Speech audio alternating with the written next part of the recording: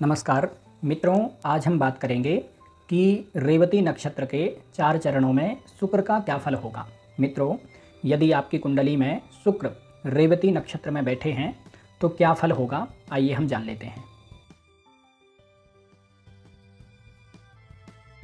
मित्रों, यदि कुंडली में शुक्र रेवती नक्षत्र के पहले चरण में बैठे हैं तो ऐसे व्यक्ति बहुत अच्छे सुरुचिपूर्ण व्यक्तित्व वाले होते हैं, मनोहर व्यक्तित्व वाले होते हैं। यदि कोई भी व्यक्ति इनसे मिलता है तो एक बार मिलने के बाद वो व्यक्ति जल्दी से इनको भूल नहीं पाता है, क्योंकि ये लोग बहुत अच्छे ढंग से बातें करने वाले, अच्छे ढंग से व्यवहार करने वाले होते हैं। ये लोग दिखने में भी सुंदर होते हैं, बुद्धिमान होते हैं, इनके पास में पैसा रुपया भी पर्याप्त मात्रा में होता है और ये लोग स्वाभिमानी स्वभाव के होते हैं। जल्दी से किसी भी व्यक्ति के सामने झुकना पसंद नहीं करते, गर्वीले स्वभाव के होते हैं, यानी कि हमेशा सिर उठा करके चलने वाले होते हैं। ये लोग बहुत जिम्मेदार व्यक्तित्व वाले होते हैं। यदि किसी व्यक्ति ने इनको किसी चीज़ की जिम्मेदारी दे दी तो ये लोग मर जाएंगे लेकिन अपनी जिम्मेदारी से पीछे नहीं हटेंगे। जवाबदार व्यक्तित्व वाले होते हैं और ये लोग रिश्ता निभाने में भी बहुत अच्छे होते हैं, प्यारे मित्र होते हैं। यदि किसी व्यक्ति से दोस्ती करते हैं या फिर किसी भी व्यक्ति से कोई रिश्ता बनाते हैं तो ये लोग अपनी तरफ से बहुत ईमानदारी से रिश्ता निभाने वाले होते हैं। ये लोग मानवतावादी होते हैं, हमेशा समाज में ज़रूरतमंदों की सहायता करने वाले होते हैं। ये लोग थोड़े दयालु स्वभाव के भी होते हैं, इमोशनल होते हैं। किसी भी व्यक्ति को समस्या में देख करके इन लोगों को जल्दी से दया आ जाती है। ये लोग गीत संगीत या फिर किसी न किसी प्रकार की कोई ना कोई कला में रुचि रखने वाले होते हैं और कई बार तो ये लोग खुद भी आर्टिस्ट होते हैं, यानी कि कोई ना कोई कला को जानने वाले होते हैं, चित्रकारी वगैरह या फिर कोई गीत संगीत या फिर कोई इंस्ट्रूमेंट्स वगैरह बजाने वाले होते हैं ये लोग, या फिर कलाओं में बहुत रुचि रखने वाले होते हैं और किसी भी आर्ट का, किसी भी कला का बहुत सम्मान करने वाले होते हैं। ये लोग समाजवादी व्यक्तित्व के होते हैं। समाजवादी व्यक्तित्व का मतलब है कि हमेशा सबको साथ लेकर के चलने वाले होते हैं, यानी कि परस्पर एक दूसरे पर निर्भर रहने वाले होते हैं। जैसे ये लोग किसी जगह पर बहुत ऊंचे पद पर बैठ जाते हैं, मालिक आदि बन जाते हैं, तो भी ये लोग अपने से नीचे काम करने वाले लोगों के साथ दोस्ती बना करके रखते हैं, क्योंकि इनको पता होता है कि ये जो वर्कर हैं, यदि ये काम नहीं करेंगे तो फिर हमारा काम भी नहीं चलेगा, हम मालिक नहीं रह पाएंगे। तो ये लोग उस तरह के व्यक्तित्व के होते हैं कि सबको साथ लेकर के चलने वाले और सबको समान मानने वाले होते हैं। इन लोगों को अपने घर परिवार का ज़्यादा सुख सहयोग नहीं मिल पाता है, क्योंकि ये लोग कई बार पढ़ाई लिखाई के लिए या फिर नौकरी व्यापार वगैरह के लिए अपने घर से दूर चले जाते हैं और घर से दूर जाकर के फिर नौकरी वगैरह व्यवसाय वगैरह करते हैं। इस कारण से इनको अपने घर परिवार का सुख सहयोग कई बार ज़्यादा नहीं मिल पाता है। ये लोग धार्मिक स्वभाव के होते हैं और ईश्वर में विश्वास रखने वाले होते हैं, धर्म कर्म में रुचि रखने वाले होते हैं और साथ ही वैज्ञानिक दृष्टिकोण के भी होते हैं। किसी भी चीज़ को बहुत गहराई से समझने वाले होते हैं। ये लोग इतिहास में भी बहुत रुचि रखते हैं और कई बार तो कुछ ना कुछ ऐतिहासिक शोध भी करते हैं, रिसर्च वगैरह भी करते हैं, क्योंकि इन लोगों को प्राचीन संस्कृति में बहुत रुचि होती है। और ये लोग यदि विज्ञान में, इतिहास में या फिर प्राचीन संस्कृति में कुछ पढ़ाई लिखाई करते हैं तो निश्चित रूप से ये लोग बहुत विशिष्ट विद्वान बनते हैं, यानी कि नामी व्यक्ति बनते हैं इन 3 चीज़ों के, विज्ञान के या फिर इतिहास के या फिर प्राचीन संस्कृति के। ऐसे लोग धर्म तत्व के ज्ञाता तो होते हैं, यानी कि धार्मिक व्यक्तित्व वाले होते हैं और बहुत बुद्धिमान होते हैं, लेकिन थोड़े कामुक प्रवृत्ति के भी होते हैं और कई बार एक से अधिक व्यक्तियों के साथ में शारीरिक संबंध बनाने वाले होते हैं, लेकिन अच्छे स्वभाव के होते हैं।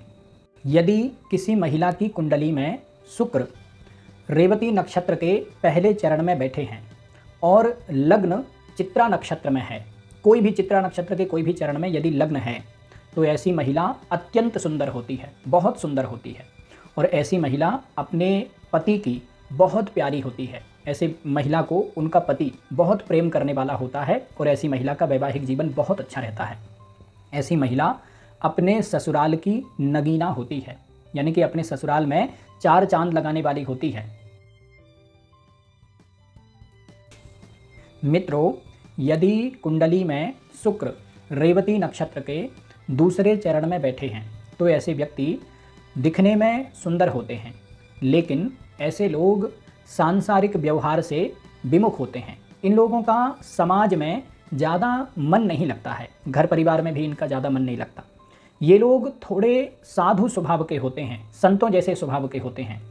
इन लोगों का ना ज़्यादा घूमने का मन करता है, इनका मतलब कि घूमने फिरने का मन करता है लेकिन अकेले। ये लोग जैसे सभी लोग होते हैं कि घर परिवार हो, पति या पत्नी हो, बच्चे हों, इन सब चीज़ों में इनका मन नहीं लगता। ये लोग थोड़े साधुओं जैसे स्वभाव के होते हैं, और साधुओं जैसे स्वभाव के होते हैं लेकिन अति कामुक प्रवृत्ति के भी होते हैं। और इनकी जो कामुकता होती है वो अमर्यादित होती है, यानी कि ये लोग कभी कभी तो बिल्कुल साधु स्वभाव के रहेंगे, लेकिन कामुकता इनके बस में रहती नहीं है। तो कामुकता बस में नहीं रहती है तो इस कारण से ये लोग अमर्यादित कामुकता रखते हैं। अमर्यादित कामुकता मतलब है कि इनको पता नहीं रहता, यदि इनकी कामुकता जगी तो फिर इनको पता नहीं रहता है कि ये कौन है, भाई है, बहन है, क्या है। ये लोग कुछ नहीं देखते, बस ये लोग अपनी कामुकता को शांत करने में लगे रहते हैं। ये लोग ठीक ठाक अच्छे स्वभाव के होते हैं, लेकिन यदि गलत संगति में पड़ गए, यदि एक बार इनकी दोस्ती गलत लोगों से हो गई तो फिर ये लोग पथभ्रष्ट भी हो जाते हैं। पथभ्रष्ट का मतलब है कि जो कुछ करना चाह रहे थे वो नहीं करते, फिर ये अपने रास्ते से हट जाते हैं और कुछ ना कुछ गलत काम करने लगते हैं। इन लोगों को जीवन में अच्छी संगति मिलना बहुत ज़रूरी है। यदि इनको अच्छी संगति नहीं मिल पाई तो फिर ये लोग बिल्कुल बर्बाद हो जाते हैं, इनका जीवन खराब हो जाता है। इन लोगों को संतान सुख भी कम मिलता है। इनके बच्चे वगैरह कई बार होते हैं तो इनसे प्रेम नहीं करते, या फिर इनके बच्चे बहुत अच्छा कुछ कर नहीं पाते, इस कारण से ये लोग अपने बच्चों के कारण दुखी रहते हैं, या फिर किसी न किसी तरह से इनको अपने बच्चों का सुख नहीं मिल पाता है। ऐसे लोग जीवन भर गलत जगह पर मेहनत करते रहते हैं। मेहनती होते हैं, खूब मेहनत करते हैं, लेकिन ऐसी जगह पर मेहनत करते हैं जहाँ पर इनको सफलता नहीं मिलनी थी। कई बार ऐसे लोग IAS वगैरह या फिर सिविल सर्विसेज वगैरह की तैयारी करते हैं और लास्ट अटेम्प्ट तक भी इनका नहीं हो पाता है, क्वालिफाई नहीं कर पाते हैं, और फिर अंत में जाकर के उदास रहते हैं। कहने का मतलब है कि ये लोग ऐसी जगह पर मेहनत करते हैं जहाँ पर इनको सफलता नहीं मिलनी है, और सफलता नहीं मिलती है, मेहनत करते हैं, सफलता नहीं मिलती, फिर परेशान होते हैं। यानी कि जीवन भर फूटे बर्तन में पानी भरते रहते हैं। फूटे बर्तन में मतलब ऐसे बर्तन में पानी भर रहे हैं जहाँ नीचे से पानी गिर रहा है। अब जीवन भर भरते रहो तो भी नहीं भरेगा, तो जीवन भर फूटे बर्तन में पानी भरते हैं, और जब वो बर्तन नहीं भर पाता है तो अंत में जाकर के किस्मत को कोसते हैं। जीवन भर गलत जगह पर मेहनत करते हैं, जहाँ सफलता नहीं मिलनी है वहाँ मेहनत करते हैं, और सफलता नहीं मिलती है तो बाद में जाकर के किस्मत को कोसते हैं। यही इन लोगों की समस्या है। इन लोगों को यदि सही रास्ता मिल जाए तो निश्चित रूप से ये लोग बड़ी सफलता प्राप्त कर लेते हैं, लेकिन सही रास्ता मिलेगा तब। यदि सही रास्ता ना मिले तो फिर ये कुछ नहीं कर पाते, फिर ये परेशान ही रहते हैं। यदि किसी महिला की कुंडली में रेवती नक्षत्र के दूसरे चरण में शुक्र बैठे हैं और हस्त नक्षत्र के किसी भी चरण में लग्न है तो ऐसी महिला बहुत अत्यंत सुंदर होती है। ऐसी महिला बहुत मनमोहक स्वभाव वाली होती है, किसी भी पुरुष को एक नज़र में अपना गुलाम बना सकती है। ऐसी महिला बहुत सुंदर होती है, और ऐसी महिला बहुत किस्मत वाली भी होती है। ऐसी महिला के पास में खूब धन संपत्ति होता है। ऐसी महिला हमेशा सोने से लदी रहती है, और ऐसी महिला किसी न किसी प्रकार की कला को जानने वाली भी होती है। कई बार ऐसी महिलाएं अच्छी डांसर वगैरह बन जाती हैं, या फिर अच्छी गायक वगैरह, कहने का मतलब कोई ना कोई आर्ट को जानने वाली होती है। और ऐसी महिला का पति बहुत प्रसिद्ध होता है, या फिर कोई बड़े पद पर बैठा हुआ व्यक्ति इनका पति होता है। मित्रों, यदि कुंडली में रेवती नक्षत्र के तीसरे चरण में शुक्र बैठे हैं तो तीसरे चरण में शुक्र का फल दूसरे चरण जैसा ही होगा, लेकिन थोड़ा सा बदलाव है, इसलिए हम आपको अलग से तीसरे चरण का बता देते हैं। आपको एक जैसा लगेगा लेकिन अंत में थोड़ा सा बदलाव है, तो इसलिए आप ध्यान से सुनिएगा।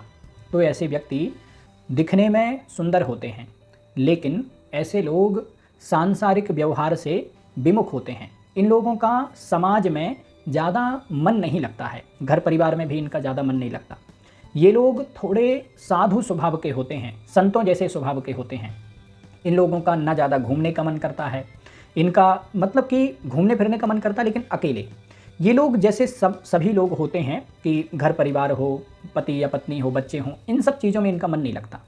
ये लोग थोड़े साधुओं जैसे स्वभाव के होते हैं, और साधुओं जैसे स्वभाव के होते हैं लेकिन अति कामुक प्रवृत्ति के भी होते हैं और इनकी जो कामुकता होती है वो अमर्यादित होती है।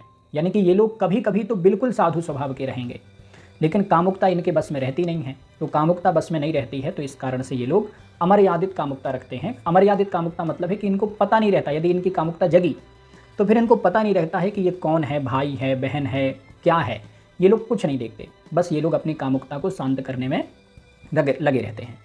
ये लोग ठीक ठाक अच्छे स्वभाव के होते हैं, लेकिन यदि गलत संगति में पड़ गए, यदि एक बार इनकी दोस्ती गलत लोगों से हो गई तो फिर ये लोग पथभ्रष्ट भी हो जाते हैं। पथभ्रष्ट का मतलब है कि जो कुछ करना चाह रहे थे वो नहीं करते, फिर ये अपने रास्ते से हट जाते हैं और कुछ ना कुछ गलत काम करने लगते हैं।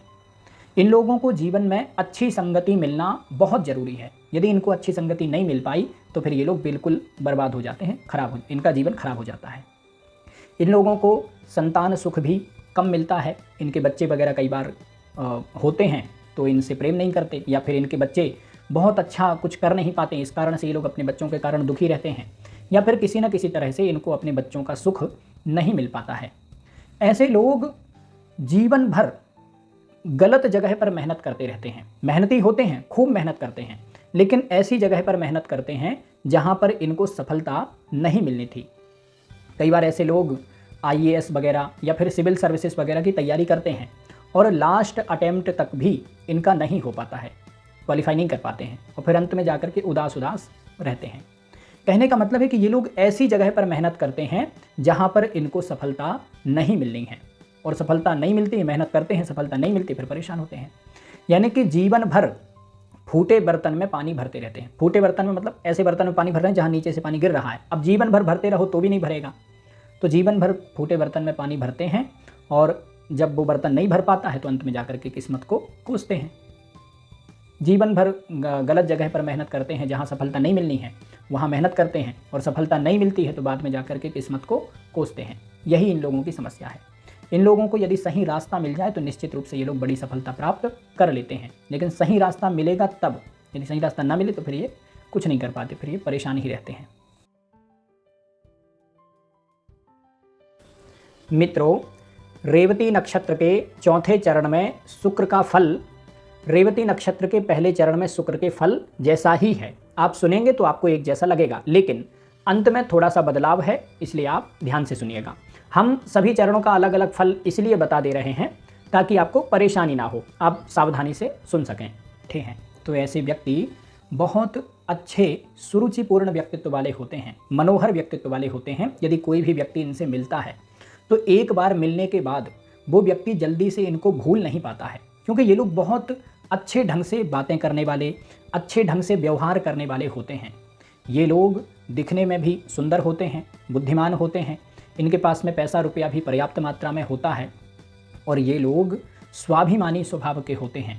जल्दी से किसी भी व्यक्ति के सामने झुकना पसंद नहीं करते, गर्वीले स्वभाव के होते हैं, यानी कि हमेशा सिर उठा करके चलने वाले होते हैं। ये लोग बहुत जिम्मेदार व्यक्तित्व वाले होते हैं।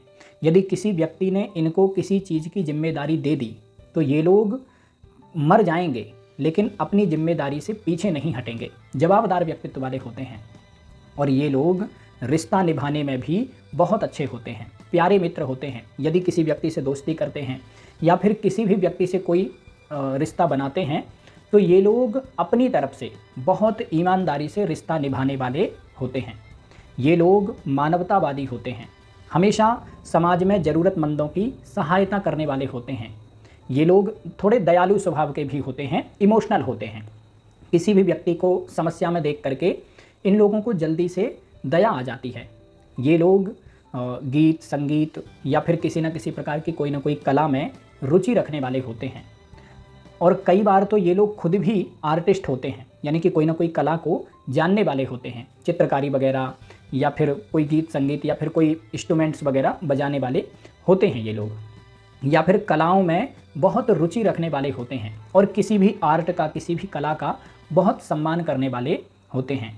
ये लोग समाजवादी व्यक्तित्व के होते हैं। समाजवादी व्यक्तित्व का मतलब है कि हमेशा सबको साथ लेकर के चलने वाले होते हैं, यानी कि परस्पर एक दूसरे पर निर्भर रहने वाले होते हैं। जैसे ये लोग किसी जगह पर बहुत ऊंचे पद पर बैठ जाते हैं, मालिक आदि बन जाते हैं, तो भी ये लोग अपने से नीचे काम करने वाले लोगों के साथ दोस्ती बना करके रखते हैं, क्योंकि इनको पता होता है कि ये जो वर्कर हैं, यदि ये काम नहीं करेंगे तो फिर हमारा काम भी नहीं चलेगा, हम मालिक नहीं रह पाएंगे। तो ये लोग उस तरह के व्यक्तित्व के होते हैं कि सबको साथ लेकर के चलने वाले और सबको समान मानने वाले होते हैं। इन लोगों को अपने घर परिवार का ज़्यादा सुख सहयोग नहीं मिल पाता है, क्योंकि ये लोग कई बार पढ़ाई लिखाई के लिए या फिर नौकरी व्यापार वगैरह के लिए अपने घर से दूर चले जाते हैं और घर से दूर जाकर के फिर नौकरी वगैरह व्यवसाय वगैरह करते हैं। इस कारण से इनको अपने घर परिवार का सुख सहयोग कई बार ज़्यादा नहीं मिल पाता है। ये लोग धार्मिक स्वभाव के होते हैं और ईश्वर में विश्वास रखने वाले होते हैं, धर्म कर्म में रुचि रखने वाले होते हैं और साथ ही वैज्ञानिक दृष्टिकोण के भी होते हैं। किसी भी चीज़ को बहुत गहराई से समझने वाले होते हैं। ये लोग इतिहास में भी बहुत रुचि रखते हैं और कई बार तो कुछ ना कुछ ऐतिहासिक शोध भी करते हैं, रिसर्च वगैरह भी करते हैं, क्योंकि इन लोगों को प्राचीन संस्कृति में बहुत रुचि होती है। और ये लोग यदि विज्ञान में, इतिहास में या फिर प्राचीन संस्कृति में कुछ पढ़ाई लिखाई करते हैं तो निश्चित रूप से ये लोग बहुत विशिष्ट विद्वान बनते हैं, यानी कि नामी व्यक्ति बनते हैं इन तीन चीज़ों के, विज्ञान के या फिर इतिहास के या फिर प्राचीन संस्कृति के। ऐसे लोग धर्म तत्व के ज्ञाता तो होते हैं, यानी कि धार्मिक व्यक्तित्व वाले होते हैं और बहुत बुद्धिमान होते हैं, लेकिन थोड़े कामुक प्रवृत्ति के भी होते हैं और कई बार एक से अधिक व्यक्तियों के साथ में शारीरिक संबंध बनाने वाले होते हैं, लेकिन अच्छे स्वभाव के होते हैं। यदि रेवती नक्षत्र के चौथे चरण में शुक्र बैठे हैं और कुंडली में शुक्र और गुरु एक ही भाव में, एक ही घर में बैठे हैं, यानी कि शुक्र और गुरु की युति है, साथ ही कुंडली में चंद्रमा कृत्तिका नक्षत्र के दूसरे चरण में बैठे हैं, तो ऐसा व्यक्ति राजनीति के उच्चतम पद को प्राप्त करने वाला होता है। ऐसा व्यक्ति खूब धनवान होता है और खूब पावरफुल होता है। ऐसे लोग कई बार तो राष्ट्रपति या फिर प्रधानमंत्री जैसे पद को प्राप्त करने वाले होते हैं, या फिर ऐसे लोग विरोधी दल के नेता होते हैं, यानी कि विपक्ष के वरिष्ठ नेता होते हैं। कहने का मतलब है कि ऐसे लोग अपने जीवन में निश्चित रूप से बहुत बड़े पद को, छोटे मोटे सामान्य ऐसे पद को नहीं, बहुत बड़े पद को प्राप्त करने वाले होते हैं। मित्रों, ये जो वीडियो हमने बनाया है, इस वीडियो में रेवती नक्षत्र के पहले और चौथे चरण में शुक्र का फल थोड़ा सेम है, लेकिन थोड़ा बदलाव है अंत में, तो आप ध्यान से देखिएगा। और शुक्र के फल के दूसरे और तीसरे चरण में भी रेवती नक्षत्र में शुक्र का फल सेम है, लेकिन थोड़ा बदलाव है, तो आप ध्यान से देखिएगा। आज के लिए बस इतना ही। नमस्कार।